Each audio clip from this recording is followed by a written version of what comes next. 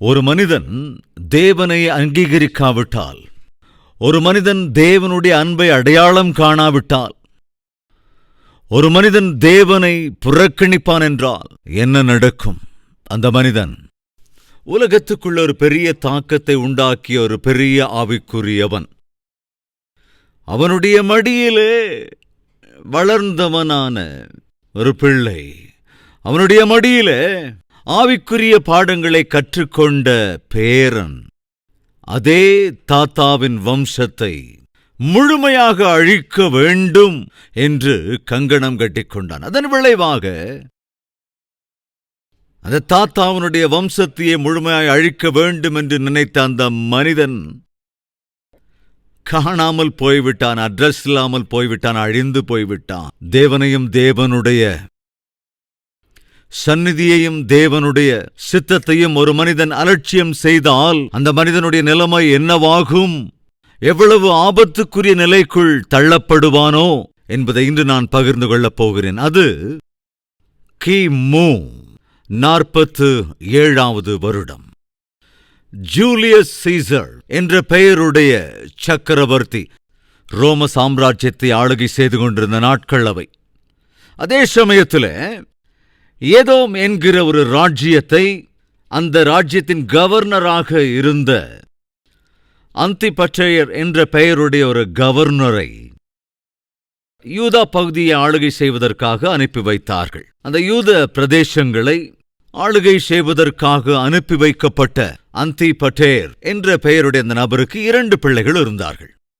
அந்த 2 மகன்களில் ஒரு மகன் கலிலேயா பட்டணத்தின் பகுதிகளை ஆளுகை செய்வதற்காக நியமிக்கப்பட்டிருந்தான். கிறிஸ்துவுக்கு முன் 47வது வருடத்திலே தன்னுடைய மகனை கலிலேயா பகுதி எல்லாவற்றையுமே ஆளுகை செய்வதற்காக அவனுக்கு அந்த பொறுப்பை ஒப்படைத்த போது, பிற தேசத்தார் வந்து கலிலேயா யூதேயா பட்டணங்களை தன்னகப்படுத்திக் கொண்ட போது, இந்த பகுதி முழுவதையும் நான் ஆளுகை செய்ய வேண்டும் என்ற கனவோடு இருந்த அந்த நபர் ரோம பகுதிகளுக்கு ஓடிப்போய்விட்டான். அந்திபட்டேயர் என்ற நபர் பெற்ற 2 மகன்களிலே ஒரு மகன் கலிலேயா பகுதிக்கு அதிகாரியாக அனுப்பி வைக்கப்பட்ட போது, பிற தேசத்தவர்கள் வந்து கலிலேயா யூதேயா பகுதிகளை கையகப்படுத்திய போது உயிரை கையில் பிடித்து கொண்டு ரோம சாம்ராஜ்யத்திற்கு தப்பி ஓடிவிட்டான். அப்படி தப்பி ஓடிய போது ரோம சாம்ராஜ்யத்திலே இருந்த அதிஷ்டானோ தப்பி ஓடி வந்து அங்கே உயிர் பிச்சை கேட்ட நபரை யூத பிரதேசங்களுக்கு ராஜாவாக அவனை ஏற்படுத்தி, அங்கே போ என்று, நீ போய் யூத சாம்ராஜ்யத்தை ஆளுகை செய், நீ ராஜாவாக அரசாட்சி செய் என்று சொல்லி மறுபடியும் அவனை யூத சாம்ராஜ்யத்திலே இருக்கின்ற பார்த்தியரை எதிர்த்து போரிடுவதற்கு, ஜெயிப்பதற்கு அவனை திரும்ப அங்கே அனுப்பி வைத்தார். கிறிஸ்துவுக்கு முன் 37வது வருடத்திலே அவன் மறுபடியும் யூத ராஜ்யத்திற்கு, யூதா பகுதிக்கு வந்துவிட்டான். அங்கே இருந்த அவர்களை அவன் மேற்கொண்டான். அப்படி ஜெயித்து தானே யூதருக்கு ராஜா என்று முடிசூட்டிக் கொண்டான். ஆளுகை செய்வது அவ்வளவு இஷ்டம். பதவி மோகம் அளவுக்கு அதிகமாயிருந்தது. தான் வகிக்கிற அந்த பதவியை யாராவது அபகரித்து விடுவார்களோ என்று அதிகமாக பயப்பட்டிருந்தான். அப்படிப்பட்ட ராஜா அந்த பயத்தினாலே தன்னை விட கொஞ்சம் அழகாக இருக்கிற, அறிவோடு இருக்கிற தன் மனைவி எங்கே தன் பதவியை அபகரித்து விடுவாளோ என்று பயந்து அந்த மனைவியை கொன்றுவிட்டான். அது மாத்திரமல்ல, தன்னுடைய பிள்ளைகள் ஒருவேளை தன்னுடைய பதவியை பறித்து கொண்டு ஆளுகைக்கு வந்து விடுவார்களோ என்று சொல்லி பிள்ளைகளை கூட கொன்றுவிட்டான். மச்சினன் ஒருவேளை தனக்கு எதிராக வந்து விடுவானோ என்று பயந்து அவனையும் கூட அவன் கொன்று விடுகிறான். தன்னுடைய மனைவியின் தாய் மாமியாரையும் கொன்றுவிட்டான். தன் தம்பியையும் கொன்று விடுகிறான். தனக்கு தன்னுடைய பதவிக்கு யாராவது தடையாக வந்து விடுவார்கள் என்ற சந்தேகம் வந்துவிட்டால் அவர்களை உடனே கொன்று விடுவான். அவ்வளவு துன்மார்க்கன், பயங்கரமான மூர்க்கன். அப்படிப்பட்ட பதவி வெறி பிடித்து யூத ராஜ்யத்தை ஆளுகை செய்து கொண்டிருந்த நாட்களிலே சில ஞானிகள் அங்கே வந்தார்கள். எங்கிருந்தோ அவர்கள் வந்தார்கள். அவர்கள் கீழ்த்திசையிலிருந்து வந்தார்களாம். கீழ்த்திசையிலிருந்து வந்த அந்த ஞானிகள் எருசலேமிலே சிங்காசனத்தில் அமர்ந்து ஆளுகை செய்து கொண்டிருந்த அந்த ராஜாவினிடத்திலே வந்தார்கள். ராஜா, யூதர்களுக்கு ராஜாவாக பிறந்திருக்கிறவர் எங்கே என்று கேட்டார்கள். அவனிடத்தில் கேட்டார்கள். அவனுக்கு பயங்கர கோபம் வந்துருச்சு. யூதருக்கு ராஜாவா? என்னை அல்லாமல் யூதர்களுக்கு வேறொரு ராஜாவா? நீங்க என்ன பேசுறீங்க? நான் தான் யூதர்களுக்கு ராஜா. என்னை தவிர வேறு ஒரு ராஜா இருக்க வாய்ப்பில்லை, பிறக்கவும் வாய்ப்பு இல்லை என்று திட்டவட்டமாய் சொல்லிவிட்டான். அப்பொழுது வந்த ஞானிகள் சொன்னார்கள், இல்லைங்க, யூதருக்கு ராஜா பிறந்திருக்கிறார். உங்களுக்கு எப்படி தெரியும்? நாங்கள் கண்ட நட்சத்திரத்தின் அடிப்படையில் நாங்கள் தெரிந்து கொண்டோம். பிரபஞ்சத்தை ஆளுகை செய்கிற ராஜாதி ராஜா பிறந்திருக்கிறார். பதவி வெறியோடு கூட இருந்த அந்த ராஜா இந்த வார்த்தைகளை கேட்டபோது பயங்கர கோபத்துக்கு ஆளானான். தன்னிடத்திலே இருந்த சாஸ்திரிகள் எல்லோரையும் வரவழைத்தான். சாஸ்திரங்களை படிக்கச் சொன்னான். படித்தபோது அதிலே தெரிந்து கொண்டான், யூதா ராஜ்யத்தில் இருக்கிற பெத்லகேமிலிருந்துதான் யூதருக்கு ராஜா உதயமாவார் என்று எழுதப்பட்டிருந்தது. ராஜா, யூதருக்கு ராஜா பிறப்பார் பெத்லகேமிலே. ஒருவேளை இந்த ஞானிகள் சொல்வது உண்மையாக கூட இருக்கலாம். வாக்குத்தத்தங்கள், வாக்கியங்கள் நிறைவேறியும் இருக்கலாம். யூதருக்கான ராஜா, அதாவது உங்களுடைய சிம்மாசனத்தை உங்களை விட்டு பறித்து விட்டு ஆளுகை செய்ய போகிற அந்த ராஜா ஒருவேளை பிறந்திருக்கலாம். அந்த வார்த்தையை கேட்டவுடனே அந்த ராஜா கோபம் உண்டவனாய் என்ன செய்தான் தெரியுமா? இந்த ஞானிகளிடத்துல எப்பொழுது அந்த நட்சத்திரத்தை பார்த்தார்கள் என்பதை கேட்டு தெரிந்து கொண்டான். அவர்கள் ஒருவேளை ஒரு ஏறக்குறைய குறிப்பிட்ட வருடம், 1 வருடமோ 2 வருடமோ ஆயிருக்கலாம் என்று சொன்னார்கள். அந்த வார்த்தைகளை கேட்ட ராஜா என்ன செய்தான் என்றால், அந்த பகுதியிலே இருக்கின்ற 2 வயதிற்கு உட்பட்ட ஆண் குழந்தைகள் எல்லோரையுமே இரக்கமே இல்லாமல் கொன்று குவித்து விட்டான். யூதேயா ராஜ்யத்தில் எந்த வீதியிலே பார்த்தாலும் அழுகைதான், எந்த வீட்டின் அருகே போனாலும் கூக்குரல் தான். காரணம் என்ன? பெற்ற ஆண் குழந்தைகளை இழந்து போன தாய் தகப்பனுடைய அழுகையோடு கூட கண்ணீரினால் அன்று அந்த தேசமே கூக்குரலால் நிறைந்திருந்தது. காரணம் என்ன? ராஜா பிறந்திருக்கிறாராம். ராஜாதி ராஜா பிறந்திருக்கிறாராம். அந்த ராஜாதான் இனி இந்த தேசத்தை ஆழ்வாராம். நான் அல்லாமல் இன்னொரு ராஜா இந்த தேசத்தை எப்படி ஆளுகை செய்ய முடியும்? பிறந்த குழந்தை வளர்ந்து பெரியவனாவதற்குள் அதுவரைக்கும் இந்த ராஜா இருக்க முடியுமாங்க? இருக்க மாட்டான்ல. அப்ப கூட நான் சாகிற வரைக்கும் இந்த தேசத்திற்கு நான் தான் ராஜாவாக இருக்க வேண்டும் என்று கொக்கரித்தான். அந்த கொக்கரித்த ராஜாவின் பெயர் என்ன தெரியுமா? சொல்லுங்களேன். ஏரோது ராஜா. இந்த ஏரோது ராஜா யாருக்கு பிறந்தவன் என்றால் அந்திபட்டேர். இந்த அந்திபட்டேருடைய தகப்பன் யார் என்றால் ஏதோமியன். ஏதோம் என்கிற ராஜ்யத்திற்கு கவர்னராக இந்த அந்திபட்டேரின் தந்தை இருந்தார். அவர் ஒரு எதோமியர். ஏதோமியர்கள் யார்? இந்த வார்த்தையை நீங்க கவனமா ஞாபகத்தில் வச்சுக்கணும். ஏதோம் என்கிறதான வம்சத்திலே இருந்து வந்தவன்தான் இந்த அந்திபட்டேர். அந்திபட்டேர் என்ற பெயருடைய அந்த மனிதன் பெற்றெடுத்த பிள்ளைதான் ஏரோது. இந்த ஏரோது யாரை கொலை செய்ய வேண்டும் என்று முற்பட்டான் என்றால், உலக இரட்சகராகிய இயேசு கிறிஸ்துவையே கொலை செய்ய வேண்டும் என்று முயற்சி செய்தான். அவனால் கொல்ல முடிந்ததா? கொல்ல முடியவில்லை. ஆனால் அதே வருடத்திலேயே அந்த ஏரோது இறந்து போனான். எப்பங்க? எந்த நாட்கள்ல அல்லது எந்த காலத்துல? எந்த வருடத்திலே இயேசு கிறிஸ்து இந்த பூமியிலேயே இருக்கக்கூடாது என்று, யூதருடைய ராஜா இருக்கக்கூடாது என்று 2 வயதுக்குட்பட்ட ஆண் குழந்தைகள் எல்லோரையும் கொன்று குவித்தானோ? ஏனென்றால் ஒருவேளை இந்த பிள்ளை வளர்ந்து பெரியவனாகி நாளைய தினத்துல என்னுடைய சிங்காசனத்தை என்னை விட்டு பறித்து விடுவானோ என்னவோ என்ற பயத்தில் உலக இரட்சகரையே அழிக்க வேண்டும் என்று சொல்லி பச்சை குழந்தைகள் எல்லோரையும் கொன்று குவித்தான். தேவனுடைய கோபத்துக்கு ஆளானான். இந்த பிள்ளை வளர்ந்து பெரியவனான பிறகு உன் சிங்காசனத்தை ஒருவேளை பறித்துக் கொள்ளுவானோ என்று சொல்லித்தானே, அந்த பயத்தினால் தானே இத்தனை ஆண் குழந்தைகளை நீ கொன்று குவித்து இருக்கிறாய். ஏரோது, உன்னுடைய நாட்கள் குறிக்கப்பட்டு விட்டது. எந்த வருடத்திலே பிள்ளைகள் எல்லோரையும் கொன்று குவித்தாயோ அதே வருடத்திலே உன்னுடைய வாழ்க்கையின் கடைசி நாள் வரும். அதே வருடத்தில்தான் ஏரோது செத்துப்போனான். வேதம் சொல்லுகிறது, மோசம் போகாதிருங்கள், தேவன் பரியாசம் பண்ண போட்டார். மனிதன் எதை விதைக்கிறானோ அதைத்தான் அறுப்பான். இயேசுவை கொல்ல வேண்டும். உலக இரட்சகரே இந்த உலகத்துக்கு வெகுமதியாய் அருளப்படக்கூடாது, உலக இரட்சகர் பிறக்கவே கூடாது என்று ஆசைப்பட்டது யாருங்க?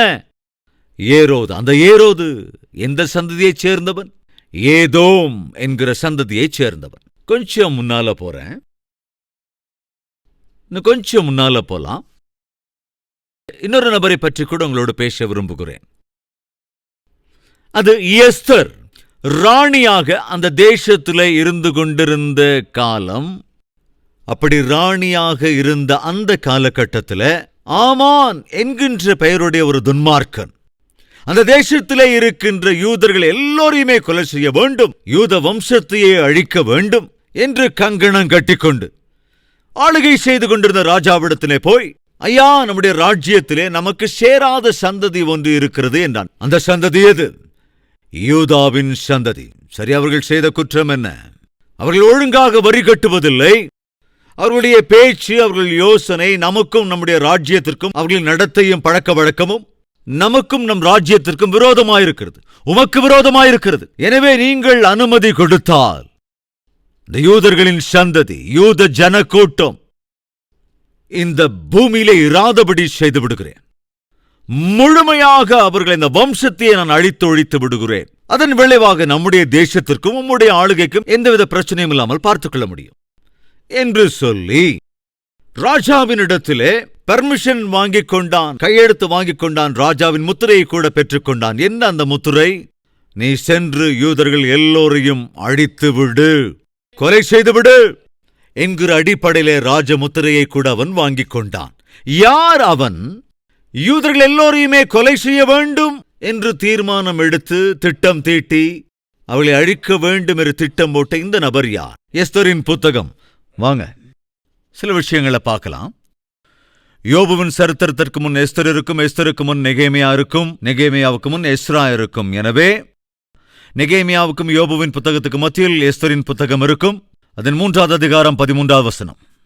ஆதார் மாதமான 12ஆம் மாதம் 13ஆம் தேதியாகிய ஒரே நாளிலே சிறியோர் பெரியோர் குழந்தைகள் ஸ்திரீகள் ஆகிய சகல யூதரையும் அடித்து கொன்று நிர்மூலமாக்கவும் அவர்களை கொள்ளையிடவும் அஞ்சற்காரர் கையிலே ராஜாவின் நாடுகளுக்கெல்லாம் கட்டளைகள் அனுப்பப்பட்டது. கட்டளை அனுப்பப்பட்டது. என்னது? யூதர்களிலே பிறந்த பெரியோர் சிறியோர் ஆண்கள் பெண்கள் குழந்தைகள் யாரும் கூட இந்த தேசத்திலே உயிரோடு இருக்கவே கூடாது, அவர்கள் எல்லோரையும் கொன்று போடுங்கள் என்கின்ற ஒரு கட்டளையை அனுப்புகின்றான். எதற்காக? 10வது வசனத்தின் கடைசி பகுதி. யூதரின் சத்துருவுமாகிய ஆமான். கவனிங்க, இந்த ஆமான் யாரா? யூதர்களுக்கு சத்துரு. யாருங்க இந்த ஆமான்?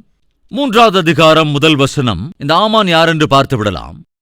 இந்த நடவடிக்கைகளுக்கு பின்பு ராஜாவாகிய அகாஸ்வேரு அமேதாத்தாவின் குமாரனாகிய ஆமான் என்னும் ஆகாகியனை மேன்மைப்படுத்தி, ஆகாகியன், கொஞ்சம் ஜாக்கிரதையா கவனிக்கணும், நான் சொல்றத கவனிக்கணும். நான் ஆரம்பத்தில் என்ன சொன்னேன்? இந்த உலகத்துக்குள் ஒரு பெரிய தாக்கத்தை உண்டாக்கிய ஒரு பெரிய ஆவிக்குரியவனின் மடியிலே ஆவிக்குரிய பாடங்களை கற்றுக்கொண்ட ஒரு பேரப்பிள்ளை அந்த தாத்தாவின் வம்சத்தையே அழிக்க வேண்டும் என்று தீர்மானமாயிருந்தான். யாருங்க அந்த பேரன்? யாருங்க அந்த தாத்தா? தாத்தா அந்த உலகத்திற்குள்ள பெரிய தாக்கத்தை உண்டாக்கிய ஒரு அற்புதமான ஆவிக்குரியவன். அந்த ஆவிக்குரிய அற்புத தாத்தாவின் மடியிலே வளர்ந்த பேரன் ஏன் அவர்களை அழிக்க வேண்டும் என்று எதற்காக கங்கணம் கட்டிக் கொண்டிருந்தான்? தாயும் தகப்பனும் தேவனிடத்திலே பயத்தோடும் பக்தியோடும் இருக்கிற போதும் பிள்ளைகள் தங்கள் வாழ்க்கையை தேவனிடத்திலே அர்ப்பணிக்காவிட்டால் அவர்கள் எவ்விதத்தில் தேவனுக்கும் தேவனுடைய ஜனத்துக்கும் அவமானத்தை கொண்டு வருவார்கள், தேவனுடைய ஜனத்தை எவ்விதத்தில் வேதனைக்குட்படுத்துவார்கள், பாடுபடுத்துவார்கள் என்பதை இன்று உங்களோடு பகிர்ந்து கொள்ள விரும்புகிறேன். தாயே, தகப்பனே, தேவன் உனக்கு கொடுத்திருக்கிற பிள்ளைகளை தயவு செய்து தேவ பயபக்தியோடு வளர்க்க கற்றுக்கொள். அவர்கள் ரட்சிக்கும்படியாக தங்கள் வாழ்க்கையை தேவனுக்கு அர்ப்பணிக்கிற விதத்திலே அவர்களுக்காக உன் பங்குக்கு நீ கண்ணீர் விட்டு உபவாசம் இருந்து ஜெபிக்க வேண்டும். அது உன் கடமை. ஒருவேளை உன் குமாரனோ குமாரத்தையோ ரட்சிக்கப்படாமல் இருந்தால் அவர்கள் எந்த அளவுக்கு போவார்கள் என்றால், என்னவெல்லாம் செய்வார்கள் என்று அதைத்தான் பகிர்ந்து கொள்ளப் போகிறேன். இந்த பிரபஞ்சத்தில் ஒரு குரூப் இருக்குங்க. அந்த குரூப், அந்த கேங் ஒரு சவால் விட்டு இருக்கிறது. என்னவென்று தெரியுமா? உங்கள் பிள்ளைகளை எங்களிடத்திலே கொடுங்கள். அவர்களுக்கு 7 வயதாகிற போது அதே பிள்ளைகள் உங்களை கொல்கிற விதத்திலே நாங்கள் வளர்த்து காட்டுகிறோம். எப்படிங்க? உங்கள் பிள்ளைகளை எங்களிடத்திலே கொடுத்து பாருங்கள். அவர்களுக்கு 7 வயதாவதற்குள்ளாக அதே பிள்ளைகள் உங்களையே கொல்கிற விதமாக நாங்கள் வளர்க்கிறோம் என்று.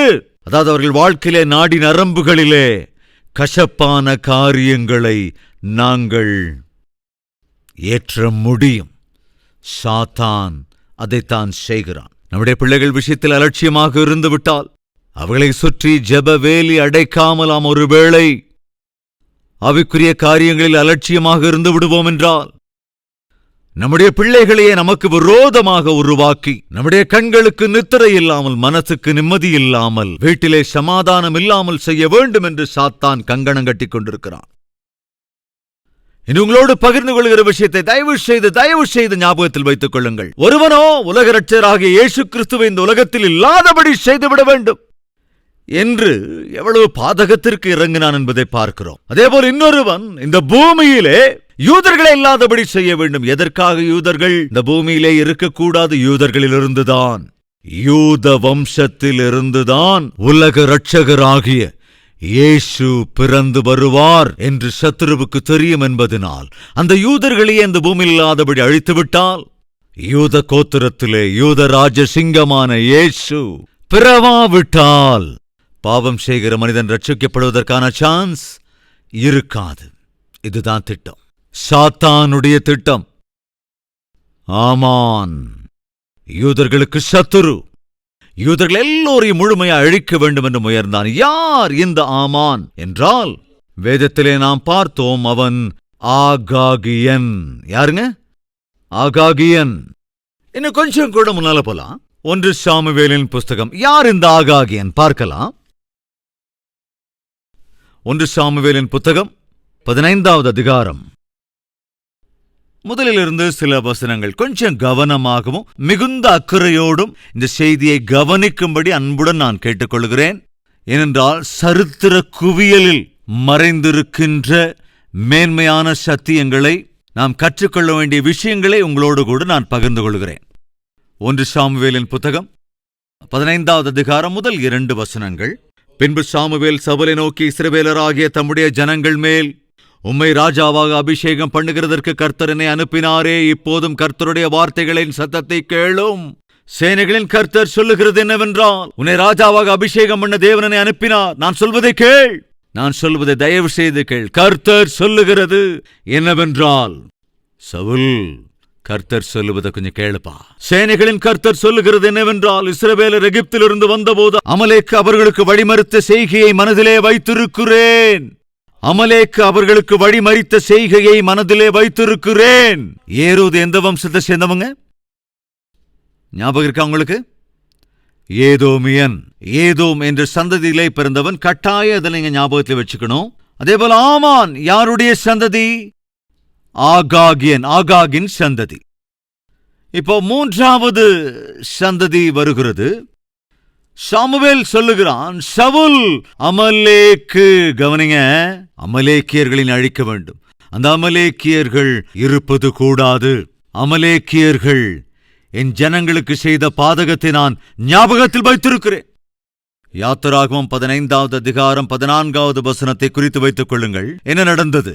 இஸ்ரவேல் ஜனங்கள் பிரயாணமாய் வனாந்தரத்திலே போய்கொண்டிருந்த போது இந்த அமலேக்கியர்கள் என்ற துன்மார்க்கர்கள் என்ன செய்தார்கள் என்றால், இஸ்ரவேல் ஜனங்கள் அந்த வனாந்தரத்தினூடே பிரயாணம் பண்ணி கொண்டிருந்த போது திடீரென்று பின்னால் இருந்து வந்து இருக்கின்ற பெண்களை, பச்சை குழந்தைகளை கொலை செய்து விடுவார்கள். திடீரென்று வந்து பலவீனமானவர்களுக்கு எதிராய் நின்று, ஸ்திரீகளுக்கு எதிராய், பிள்ளைகளுக்கு எதிராய், வாலிபர்களுக்கு எதிராய் வந்து நின்று அவர்களை கொலை செய்து போடுவார்கள்.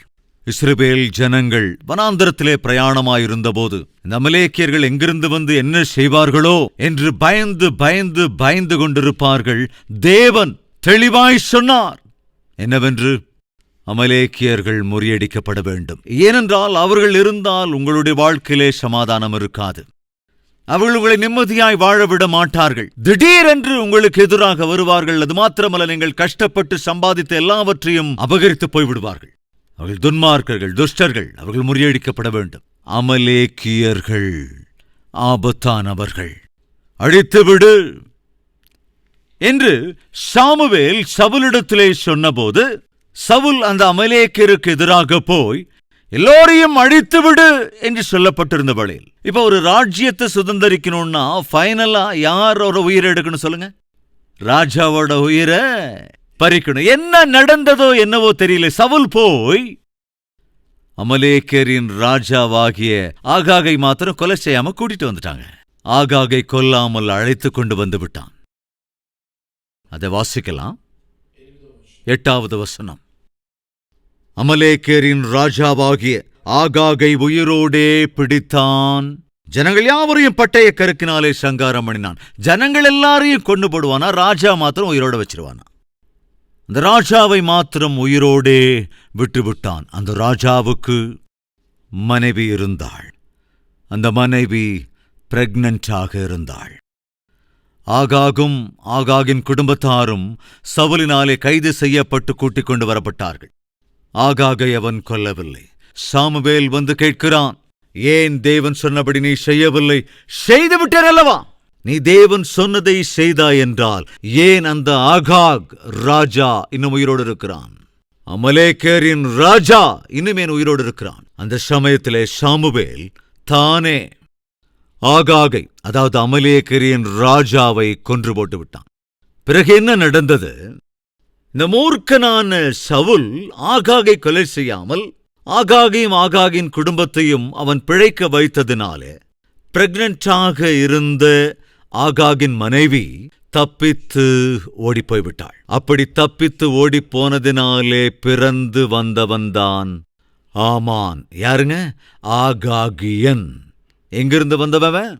சவுலினுடைய அலட்சியத்தினாலே பிறந்த ஆகாகினுடைய குமாரனான ஆகாகியனான ஆமான் பிறந்து வந்தான். அதன் விளைவு யூதர்கள் எல்லோருடைய உயிருக்கும் ஆபத்து வந்தது. தொடர்ந்து இந்த சரித்திரத்தை நாம் தொடர்ந்து தியானிக்கவிருக்கின்றோம். எனவே தயவு செய்து தவறாமல் நிகழ்ச்சியை பாருங்கள்.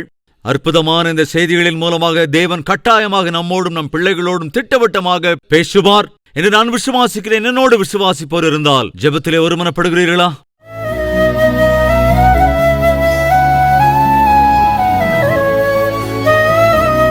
ஒரு விசை சாத்தானுக்கு வாய்ப்பு கொடுத்து விட்டால் அவன் எப்படி ஒரு குடும்பத்தை, ஒரு நபரை, எத்தனை தலைமுறைகள், சந்ததிகள், பரம்பரைகள் கடந்தாலும் சபிக்கப்பட்ட சந்ததியையே அவன் உருவாக்கி விடுவான். ஆண்டவரே, எங்கள் சந்ததி சபிக்கப்பட்ட சந்ததியா இருக்கவே கூடாதப்பா. அப்பேற்பட்ட பயங்கர நிலைமைக்கு போய்விடக் கூடாது. எங்கள் பிள்ளைகள், அதற்கு பிறகு அவர்களின் பிள்ளைகள், அவர்களுடைய சந்ததி ஆண்டவர் உம்மை அறியாத சந்ததியாக வாழவே கூடாதப்பா.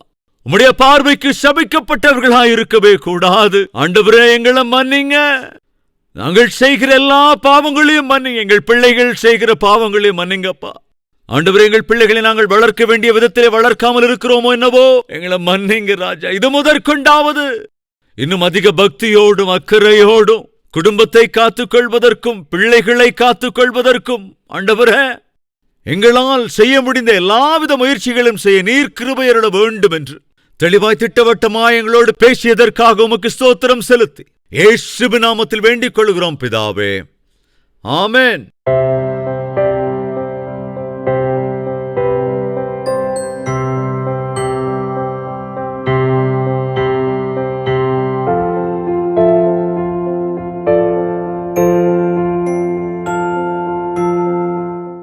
எங்கள் முகவரி: கல்வரி, தபால் பெட்டி எண் 30, குக்கட்பள்ளி, ஹைதராபாத் 72.